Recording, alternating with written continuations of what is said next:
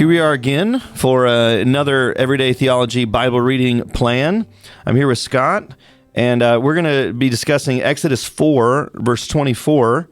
And so this is, to kind of set up, this is Moses living with his father-in-law Jethro. He's married to Zipporah, and they have children. And verse 24 of Exodus 4 says, "Now it happened at the lodging place on the way that Yahweh encountered him and sought to put him to death." And so it's a little strange that God has called Moses already at the burning bush to go to Israel to lead the Exodus, and now he's going to put him to death first. So we'll discuss who is him, and then Zipporah takes action, and we'll see what happens there. But if in between when this question was asked and us answering it, Scott, you actually talked about this as an introduction to your sermon on March 26th. It was a sermon on Genesis 17, 1 to 14. 1 to 14. And so yeah, let's just dive into it. Who's him? Who him? Who he? Well, that's one of those debated topics as to who him is, because we just have a pronoun here. We don't actually have an antecedent really in this paragraph to say who that is. So the potentials really for this who him is either going to be Moses or their firstborn son Gershom. Who him? Who him. Yep. So it's either Moses or Gershom. I'm on the side that I contend, and I mentioned that in my sermon, that I believe this is talking about Gershom. And that's really for a couple of reasons here. So if you go actually to... if you listen to my sermon, you'll know at the end of Genesis chapter 17, verse 14. What are you still doing? Go listen to it. Yeah, right. Go listen to it if you haven't yet.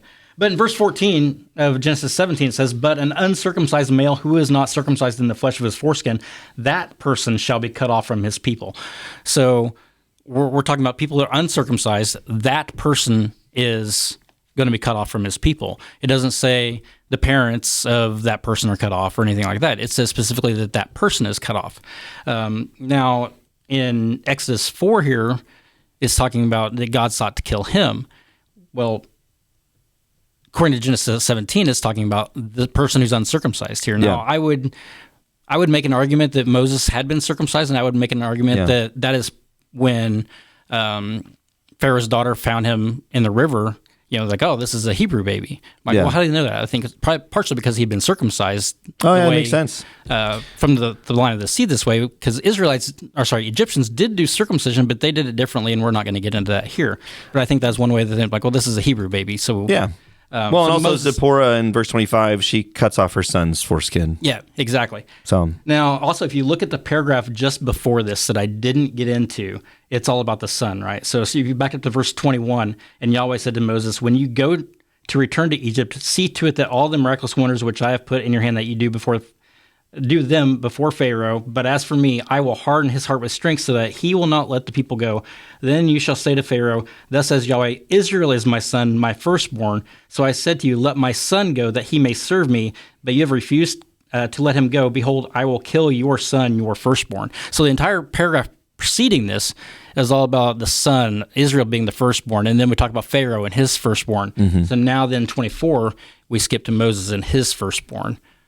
So why, in a nutshell, how can we read this and go and not have the reaction of, what is God doing? Like, he's so mean. Like, he just called Moses this, and now he's gonna like kill him or kill his son. Yeah, he's gonna kill his son. And what is the significance of this?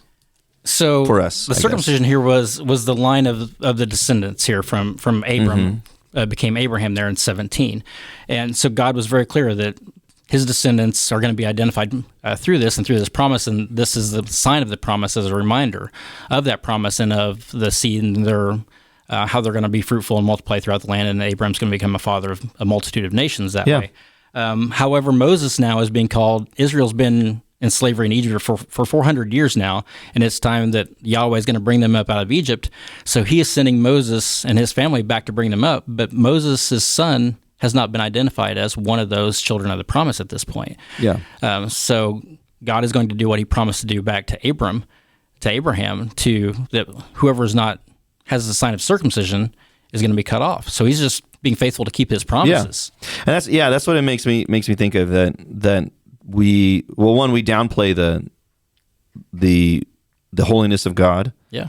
and the seriousness of what he says. Because God, and we still do this today. We'll read something in the New Testament, even under the New Covenant, under grace, and we'll go, yeah, I know that God says this, but do we really need to do that? I mean, that's Moses' kid. We won't worry about him. We'll let him slide. Yep. Yeah.